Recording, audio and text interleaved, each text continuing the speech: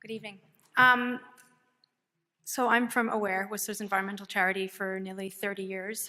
There's lots of people who've been involved over those years in the room, so I hope I do justice to all your passion and beliefs that you've given to the environment over those years. Whistler's natural environment should be recognized as our community's greatest asset. It provides the foundation on which Whistler's economy, our mountain culture, and our opportunities for healthy living are based. It provides the places where we can go to challenge our bodies, to face our fears, to restore our minds, and to learn about plants, animals, people, and cultures who have used this land for long before we arrived. As Whistler's environmental charity, we interpret the topic of environmental trends as a pretty broad scope. And unfortunately, when we look at most of those trends at the global, provincial, and local scales, we are going in the wrong direction. I'm going to focus on two things this evening, really, climate change and our natural areas, because into these topics, most things can be encompassed. I'm not going to explain that climate change is real. I think that we can move past that. Even economists and national defense departments are now taking the big CC seriously. So the World Economic Forum generates a report each year of the top 5 global risks in terms of impact. As you can see from the chart behind me, the 2 columns on the right side are for 2017 and 2018. So 4 of the top 5 global risks were tied to the environment: natural disasters, extreme weather events, water crises, and failure of climate change mitigation and adaptation. The other one is weapons of mass destruction, which I think we can all agree we don't hold the trump card on. Globally, we're recognizing that we can no longer rely on the climatic and hydrological conditions that we've seen in the past as we move into the future. The way we grow food will need to change. The costs associated with energy will rise. Water will be redistributed as glaciers melt faster or disappear, leaving rivers that have flowed for time immemorial to lose their source. For Whistler, changes in these previously stable conditions will bring longer, hotter, drier summers and less low-elevation snow. These changes will affect people's businesses, our resort visitation, quality of life, and expand the risk factors which we have to prepare for as a community: flooding, fire, infrastructure changes, the list goes on. But what's interesting about climate change is that many of the solutions can happen at the local scale. Essentially, everything we do impacts the natural environment and climate: consuming water, electricity, food, natural gas, burning fuel in our cars, the way we use the land, using products, creating waste. There are so many actions that we can take around climate change.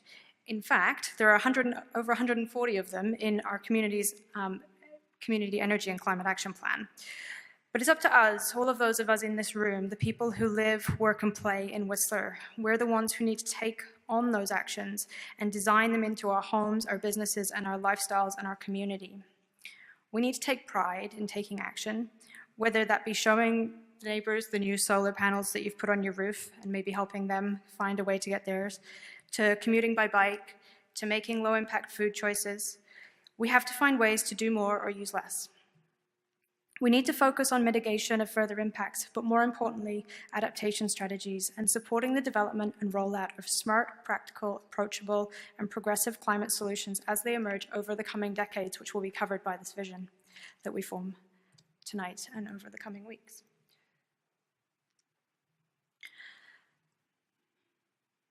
At this point, I want to highlight the interconnections of the natural world and the dangers of thinking about things in isolation. As we move into the future, we need to think big picture and review ideas from different perspectives. Often this is most easily done like this in a room with multi-stakeholder dialogue.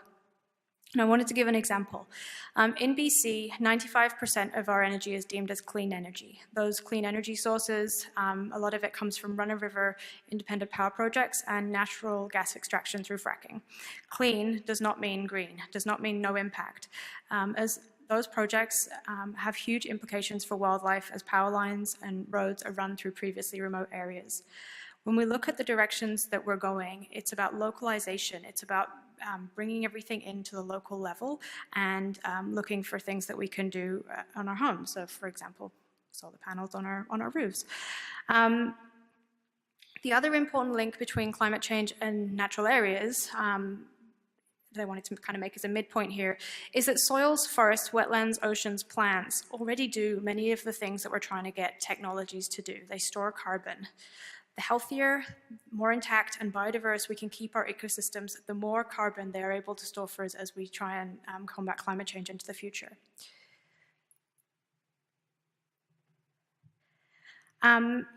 So as we talk about natural areas and biodiversity, the bad news is that biodiversity is threatened. Sometimes I feel like a real naysayer being an environmentalist. But the WWF highlights that the populations of vertebrate animals such as mammals, birds, and fish globally has declined by 58% between 1970 and 2012. Species are losing in the face of climate change, our food systems, but mostly to habitat loss and fragmentation. And you can see behind me a local poster child for that final point. At AWARE, we talk about grizzly bears a lot, not just because they're icons of the wild, but because they're indicator species. If we have healthy grizzly bear populations, we know we have clean rivers, we have diverse food sources available through the spring and the fall, so seasonal forage. We know there is space for the bears to roam and meet their mates, connected habitats, and we know there are safe spaces where females can raise their cubs, core habitats. All the things that grizzly bear needs are needed by many other species.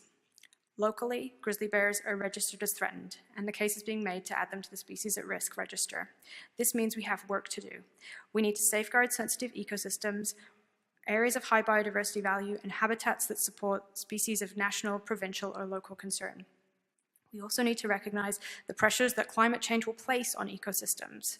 Tree lines will move, rivers will drop, some habitats will be lost, and we need to recognize the need for progressive planning around the future of those ecosystems and the infrastructure that we place on the landscape. Karen talked about tourism in the sea to sky. Trends are showing that populations are growing, visitation is growing, the recreation is booming, and that's set to continue. And all of that is having a huge impact on wildlife and the landscape. As we move into the future, we need to follow trends that we're seeing in other communities to proactively plan the values that we derive from the landscape. We're going to have to make some hard decisions about where will we build roads and trails and where won't we, to recognize the natural carrying capacity of the land and stay within its natural limits. We need to manage the way that people use the land. I'm sure we all saw the coverage of the local guys who picked 40 pounds of litter up at the Joffrey Trail last summer. There were 4,000 people on that trail in just one day in the summer. With that many people wanting to access the backcountry, we need to ensure that into the future, they are all equipped and know how to behave so as not to put themselves, wildlife, natural environments, and others at risk.